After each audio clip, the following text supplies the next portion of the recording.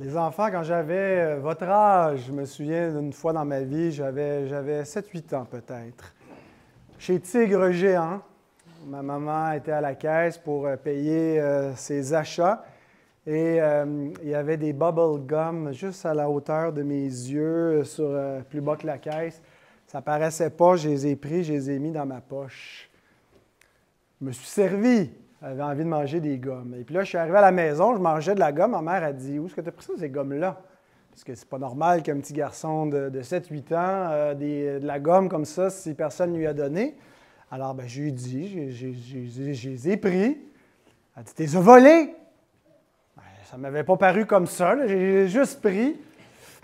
Alors, ma maman m'a ramené au Tigre Géant.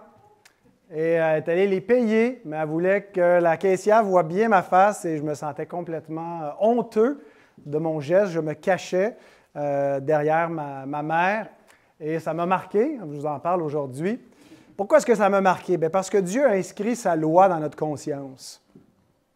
Et quand on fait le mal, quand on transgresse les commandements, même si on ne connaît pas la loi de Dieu, qu'on ne connaît pas les 10 commandements, bien, ils sont écrits dans notre cœur. Je savais que je faisais le mal et ça prenait juste quelqu'un qui allume la lumière de ma conscience pour que je voie ma nudité comme Adam et Ève dans le jardin qui réalisent qu'ils sont nus, qu'ils ont honte.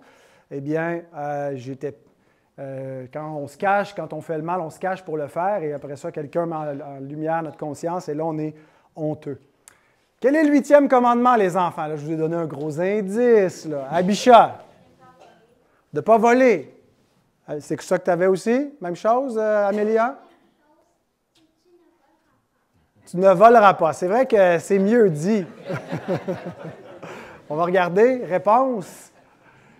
Tu ne voleras pas. Voilà. Maintenant, est-ce que vous comprenez comment bien appliquer? Est-ce que ça veut juste dire qu'on ne peut pas prendre des choses du vol à l'étalage? Est-ce qu'il y a d'autres applications que vous verriez sur le 8e commandement? Peut-être même des applications positives, pas juste des choses qu'on ne doit pas faire, mais des choses que ça exige de nous. Raphaël?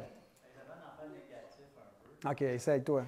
C'est comme tu ne voleras pas le temps de quelqu'un d'autre, tu vas pas faire perdre du temps. Ah ouais, de ne pas rien que voler des choses, de faire voler son temps. Hein, quand on dérobe du temps à un employeur, par exemple, c'est une forme de vol. Si au lieu de travailler, tu es sur YouTube ou sur Facebook, c'est une forme de vol. Mais une application positive du 8e commandement. Sylvain? Être généreux, c'est un bon point. Abisha?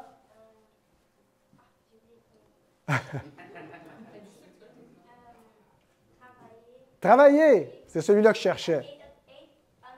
Être honnête, voilà. Regardez qu'est-ce que ça dit dans les réponses. Ça dit... Mario, merci. Non, l'autre bord.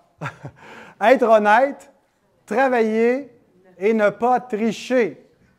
Donc voilà, l'honnêteté en tout point, dans nos revenus, dans nos paroles. Travailler et ne pas tricher. Est-ce que quelqu'un peut nous lire Éphésiens 4, 28 à voix haute pour qu'on l'entende dans les micros jusqu'à la maison, ceux qui sont à la maison?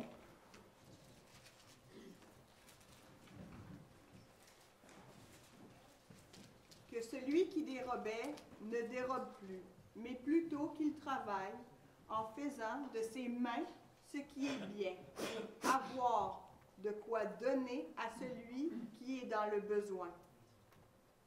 Alors voilà, que celui qui dérobait ne dérobe plus, c'est quelque chose qui caractérise parfois la vie de certains, un mode de vie, mais quand tu es un chrétien, tu ne fais plus cela. Tu vas gagner, tu vas répondre à tes besoins d'une autre façon en travaillant et avec le travail, avec ton revenu, avec ce que tu gagnes honnêtement par les moyens que Dieu pourvoit dans sa providence qui te permet d'avoir un revenu ou avoir quelque chose pour subvenir à tes besoins, tu vas en avoir aussi pour donner. Alors, celui qui dérobe, il pense à lui, à s'enrichir, mais celui qui sert Dieu pense pas juste à lui, mais également aux autres. Voilà comment le 8e commandement nous enseigne aussi la voie de l'amour. Amen.